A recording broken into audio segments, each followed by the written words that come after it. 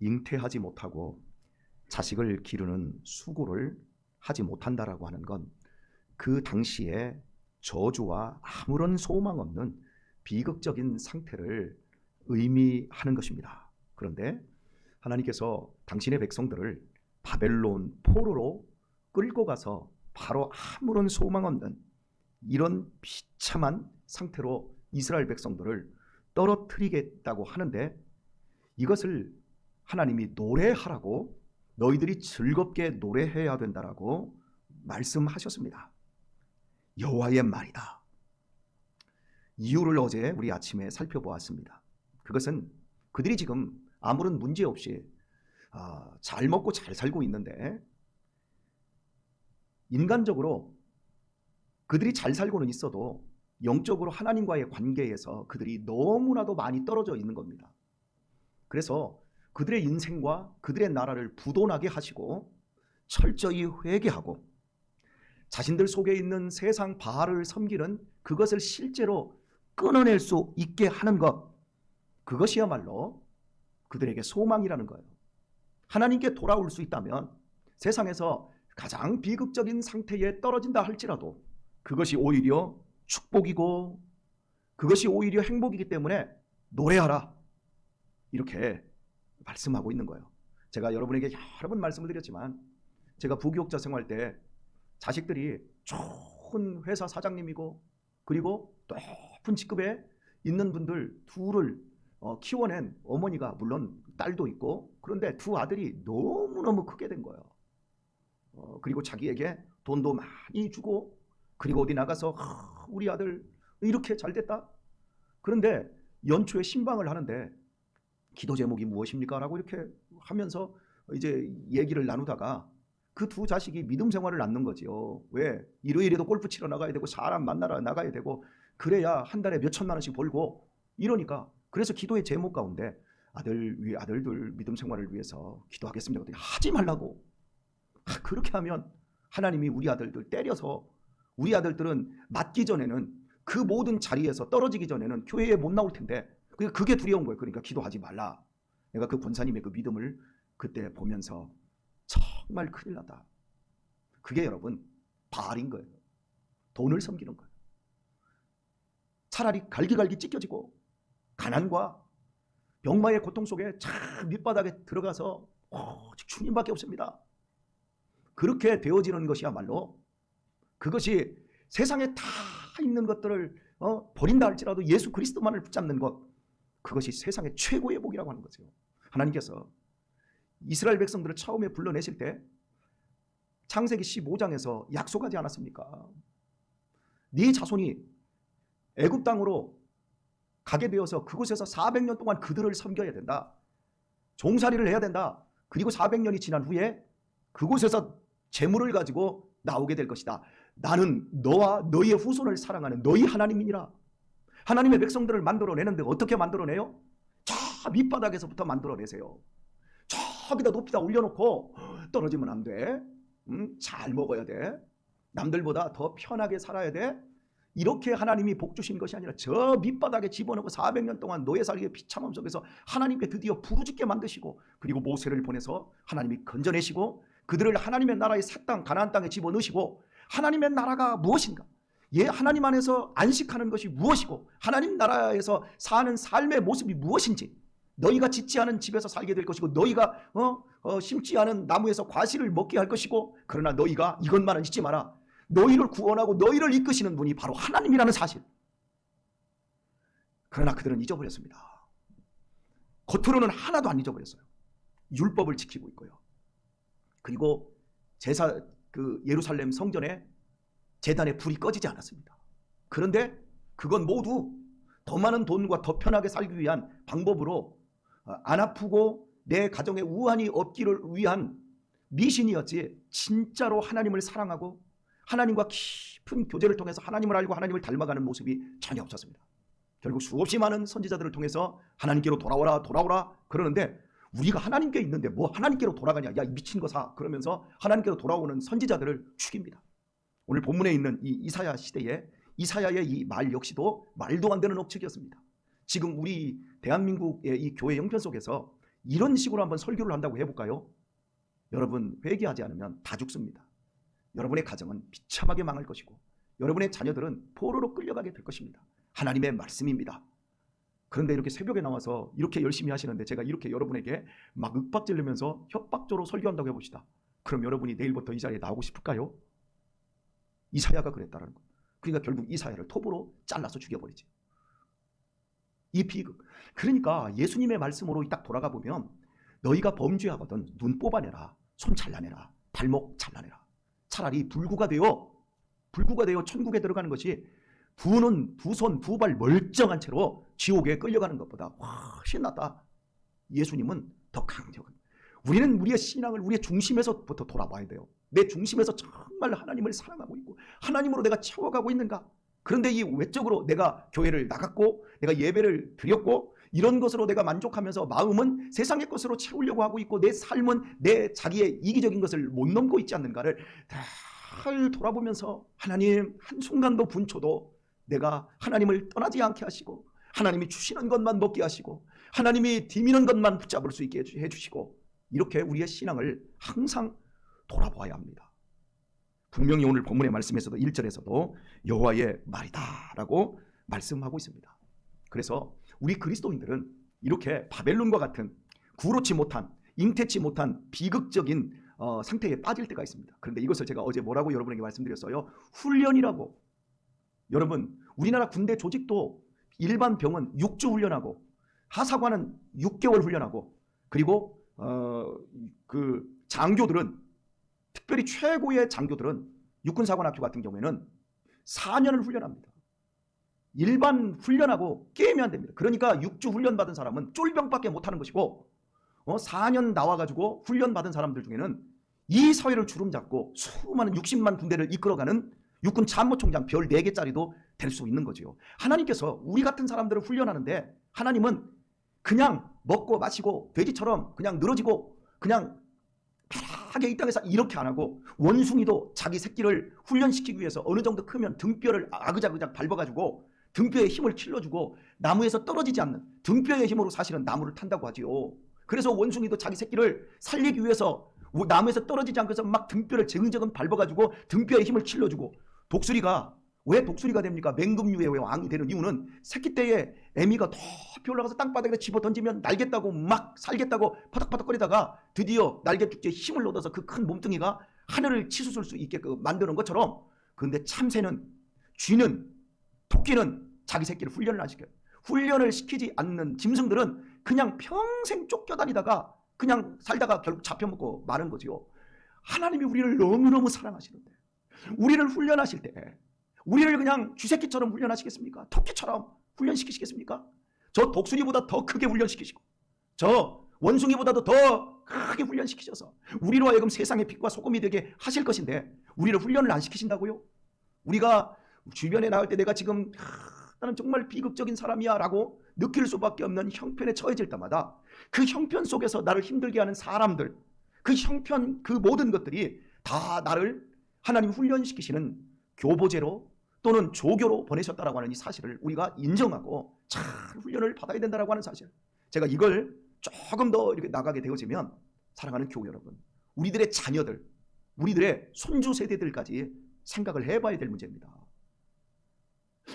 어제 저녁에도 여러분 비보 하나 들었지 않으셨어요?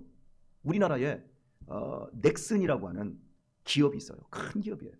근데 이 기업은 게임 산업, 바람의 아들에서부터 이제 시작해 바람의 시대인가요? 거기서부터 시작해서 우리나라의 이 가상 디지털 세계에 먼저 개척자로 게임을 산업으로 만들어내고 이 어마어마하게 돈을 창출한 회사입니다. 이 회사가 만들어진 지도 얼마 안 됐어요. 근데 그 회사의 사장님이 좋은 대학을 나오고 그 집안이 어마어마한 집안이에요. 자기 외할아버지, 아버지 뭐 다 교수고 장관이고 뭐 이모 뭐 숙명여대 교수 총장, 자기 부인도 막 그러니까 신문 기사에 유복한 가정에서 태어나서 정말 엘리트 집안이에요. 그리고 그 집안이 다 기독교 집안이에요. 정말 대단한 집안인데 그리고 거기 나와서 좋은 회사 만들어서 그 좋은 회사를 계속 병합을 해서 큰 기업을 만들었어요. 그룹을 만들었어요. 그리고 앞으로도 그 기업의 가치는 천문학적으로 올라가고 있는 기업이에요. 저는 그 기업에 대해서 굉장히 고무적이었던 게 뭐냐면, 돈을 벌어서 기업은 사회에 환원해야 됩니다.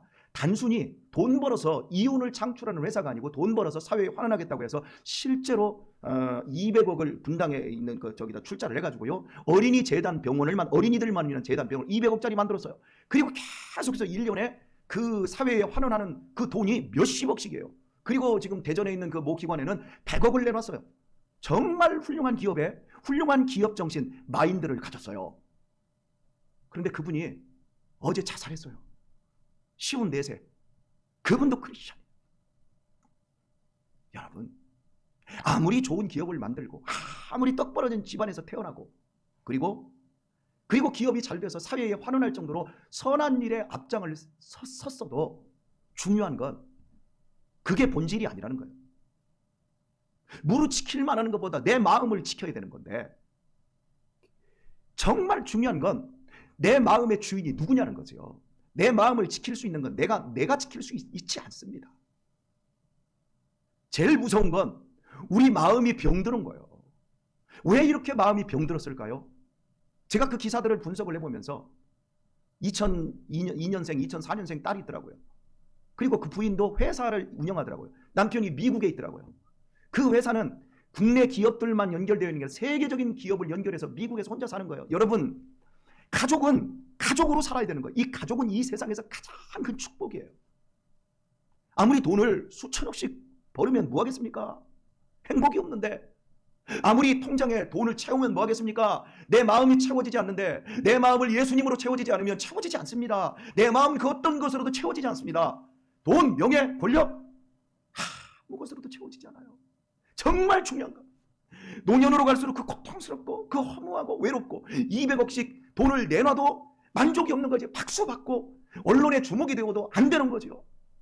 제가 그 기사를 보면서 이 사람이 정말로 예수님을 인격적으로 알고 만났다면 이러지 않았을 텐데. 저는 모 기업체 사장님을 알고 있습니다. 그분은 저는 아직 부족합니다. 저는 아직 예수님이 더 필요합니다. 어제도 제가 통화를 했어요. 저에게는 예수님이 더 필요합니다. 목사님 감사합니다. 저를 위해서도 기도해 주십시오. 예, 우리에게 필요한 건 예수님입니다. 이게 없으면 나중에 다 이런 꼴이 나는 거죠. 사랑하는 교회 여러분, 절대 여러분이 오해하지 않고 들어주시길 바랍니다. 제가 우리 자녀들을 조금 힘들게 키우잖아요. 힘든 일도 시키고. 예전에 우리 성도님들이 몇 분이 저한테 그러더라고요. 목사님, 애들 왜 그렇게 키우세요? 왜 애들 그렇게 고생시키세요? 그리고 이제 심지어는 그거 잘못하면 아동학대입니다. 이렇게 대놓고 이야기를 하시더라고요. 애들의 마음이 단단해져야 돼요. 이 육신의 건강보다 더 중요한 건 마음이 탄탄해지는 거예요. 우리 남자아이들이니까 사람들이 혹시라도 오해할지 모르겠어요. 왜 목사님, 애들을 왜 그런 식으로 키우냐라는 그 말 속에 입양해놓고 애들 왜 이렇게 고생시키냐는 것인지도 몰라요. 그런데요, 제 딸은 더 했어요. 하영이가 1학년 때 이쪽에서 저 반진마을로 이사 가지 않았습니까? 이사 갔는데 장당초등학교까지 버스 한 번도 안 탔어요. 그렇다고 제가 버스를 태준 적이 없어요. 차도 픽업을 해준 적이 없어요. 우리 딸을 반진마을에서 학교를 갈 때 그 반진마을에서 다니는 애들이 몇 명 있었어요. 걔네들은 엄마가 아침부터 그 픽업하고 저녁 때 데려오고 이랬어요. 근데 제 딸은 혼자 가는 거예요. 그리고 제가 우리 딸에게 학교 갈 때 항상 단 한 번도 지금까지도 안 했어요. 딸, 잘 놀다 와. 공부 잘하고 와. 한 번을 한 적 없어요. 잘 놀다 와. 근데 어느 날은 그런 거예요. 학교 갔다 오면 잘 놀다 왔냐? 그러면 어느 날은 하영이가 그러더라고요. 아버지, 나 놀러 안 가요. 공부하러 가요. 그래서 제가 그래서 공부를 그렇게 잘하냐? 그랬더니 그건 아니지만 그러다 잘 놀다 오면 돼. 선생님 말씀 잘 듣고 친구들하고 싸우더라도 너무 심하게 싸우지 말고 적당히도 싸우고 해. 이렇게 했어요. 비 오는 날 막 비가 막 창문을 막 때립니다. 새벽 예배 끝나고 왔는데 막 비가 때리는데 우르르 쏟아지는데 마음속으로 태다 주고 싶다라는 마음이 생겨요. 근데 그를 찰나, 아버지 저 좀 태다 주시면 안 돼요? 비 오네. 비 오니까 태다 주면 안 돼. 비 오네. 그래서 제가 딸, 비 오는 날은 우산 들고 운치 있게 옷 버리면서 가는 것도 해봐야 돼. 눈 오는 날은 눈이 오니까 해봐야 돼. 가. 안 해줬어. 빗속에 나가는 딸을 뒷모습을 보면서 마음이 얼마나 쓰리고 아픈지. 하루 종일 마음이 쓰리고 아파요. 그러니까 아직 한번 딱 태고 딱 갔다 오면 15분도 안 걸려요. 그러면 내 마음이 좋을 거예요. 그런데 내 마음이 아픈데도 너 이것도 경험을 해봐야 돼. 그래야 단단해지는 거야. 갔다 와. 한 번도 안 태워줬어요. 무정한 아버지지요. 그리고 그쪽에서 다시 저기 가재리로 이사했는데 우리 하영이가 고3이 되었어요. 버스를 타야 돼요. 근데 버스가 몇 대가 없어요. 버스 정류에서 버스를 놓쳤다고 전화가 왔어요. 아버지 나 학교 어떻게 해? 아버지 좀 태워다 주세요. 늦었어? 그러면 네가 해결해. 가. 거기서 뚫레뚫레 걸어서 간 거예요. 학교까지. 학교 가서 지가 다 처리해야죠. 한 번을 픽업 안 다니고 한 번을 그런 식으로 안 했어요. 집에 갔다 와서 저녁 때 왔다 와서 와가지고 입이 이만큼 대빨 나왔어요. 아버지가 아버지야? 다른 사람들은 네가 해보라는 거야. 네가 경험을 해봐. 그랬던 딸이었습니다. 근데 지금 대학교에 들어가서 3년 동안 꾸준히 알바를 한 자리에서 꾸준히 했어요. 그리고 이제 4학년이 되어서 하영이가 피아노 반주를 했으니 전공을 했으니까 학원에 지금 들어갔습니다. 학원에 들어갔는데 학원 원장님이 조금 보니까 괜찮거든요. 부원장을 하셨으면 좋겠습니다. 이 무슨 알바생한테 부원장을 시키려고 그래요. 놓치기 싫다는 거지. 왜? 성실하니까. 시간을 한 번도 어기는 적이 없으니까. 책임감이 있으니까. 그리고 밝으니까. 그래서 노동계약서 가져와라. 아버지가 좀 지도해 줄게. 예. 그런데 자기가 이제 가르치는 사람들한테 제가 우리 딸한테 두 가지를 가르칩니다. 우리 애들한테 그럽니다. 너보다 나이가 많은 사람은 무조건 존경해. 너보다 나이가 어린 사람은 무조건 사랑해줘. 네가 무조건 윗사람한테 존경을 주면 넌 사랑을 받을 것이고 아랫사람한테 무조건 사랑을 주면 너는 존경을 받을 거야. 거기서 이제 애들을 가르쳤어요. 가르치는데 그게 돌아오는 거예요. 자기가 느끼는 거예요.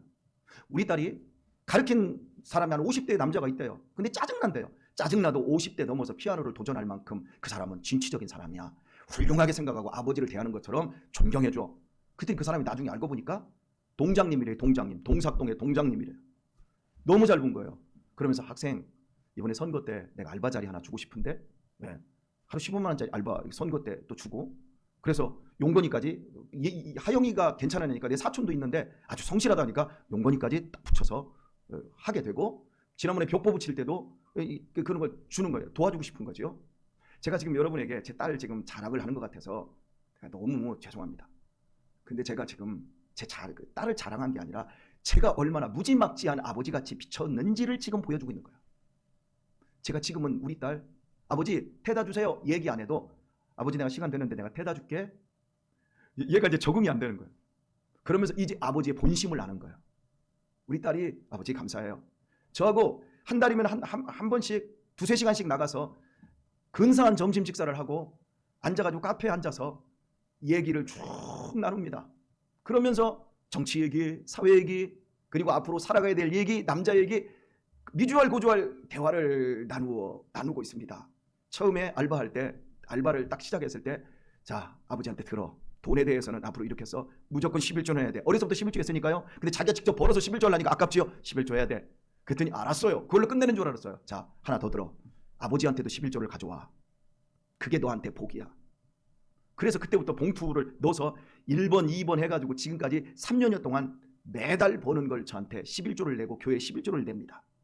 2달째 딱 되었을 때 60만 원 학교 다니면서 60만 원 벌기가 쉬운 것도 아닌데 거기에서 그냥 아버지까지 11조를 내니까 입이 대빨 나오더니 눈물을 줄을 흘리면서 아버지 이건 나중에 나 학교 졸업하고 돈 벌면 할게요. 그러냐? 계속해. 참 악랄한 아버지죠.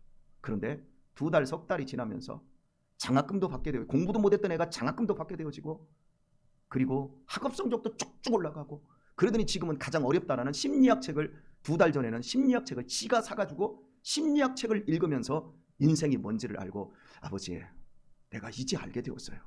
아버지 내가 세상을 어떻게 살아야 될지를 내가 이제 조금은 알게 되었어요. 아직 멀었어. 아직 멀었어. 오늘의 말씀을 맺겠습니다. 이 안을 예수님으로 채워지기까지 쓸데기 없는 것들로 채워지면 나중에 예수님이 채워지지 않습니다. 부유한 가정에서 태어나서 좋은 이 세상을 경영하는 창업주가 되었어도 자기를 지키지 못하고 자기가 무너지면 그게 다 무슨 소용이 있겠습니까? 사람이 한 영혼 자기 영혼을 다스리지 못하면 어떻게 되겠습니까? 오늘 본문에서도 분명히 우리에게 주고 있는 메시지처럼 하나님이 누구이신가를 우리가 바라보며 지금 현재 여러분의 인생을 돌아보사 정말 저 밑바닥에 있는 것처럼 느껴지십니까? 바벨론 포로처럼 느껴지고 애굽에서 지금 400년 동안 짓밟히는 것처럼 여러분의 인생이 깜깜하다고 느끼십니까? 감사하십시오. 하나님이 우리를 훈련하고 계십니다. 그리고 우리의 자녀들 우리가 바라볼 때 이 세상적인 모든 그 관점에서 이렇게 높게 돼야 돼, 막 크게 돼야 돼, 이렇게 지금 죄송합니다. 이름 거명하겠습니다. 오은영 씨의 이 젊은 세대들이 다 미쳐 있어요. 나중에 어떤 부작용이 일어날지 전 모르겠어요. 걱정돼요. 좋은 것들만, 아주 세팅됐던 것들만, 그 사람도 수없이 많은 그 과오와 자신이 한 사람들 가운데 이게 다 안 되는 사람이 많습니다. 원래 그분이 저 아주대학교 앞에서 3명과 함께 그런 센터를 차렸었어요. 그런데 거기에서 방송은 보여주고 싶은 것만 보여주고 있어요. 그래서 애들 때리지 마세요, 혼내지 마세요, 이렇게만 나가요. 때려서도 안 되고 안 혼내서도 안 되고 적절하게 중용을 지키면서 그 모든 것들을 하나님의 지혜에 담아내야 되는데 그냥 세상이라는 그릇, 그걸 교회에다가 내 가정에다가 가져다 놓고 그냥 마구잡이로 가다 보면 나중에 무기력증에 빠지고 그리고 자기 자신의 내면조차 지킬 수 없는 사람들이 될 수 있다는 걸 우리 기억하면서 오늘 지혜를 구하도록 하십시다. 하나님, 우리에게 참된 지혜를 주셔서 아버지의 훈련을 알게 하시고 아버지께서 회복하시는 은혜들을 경험할 수 있는 내 가정이 될 수 있게 해 주옵소서. 아버지 축복해 주소서. 오늘 이 새벽에 이렇게 은혜를 구하시고 지혜를 구하시고 응답받는 복된 새벽 되시기를 우리 주 예수님의 이름으로 축원드립니다.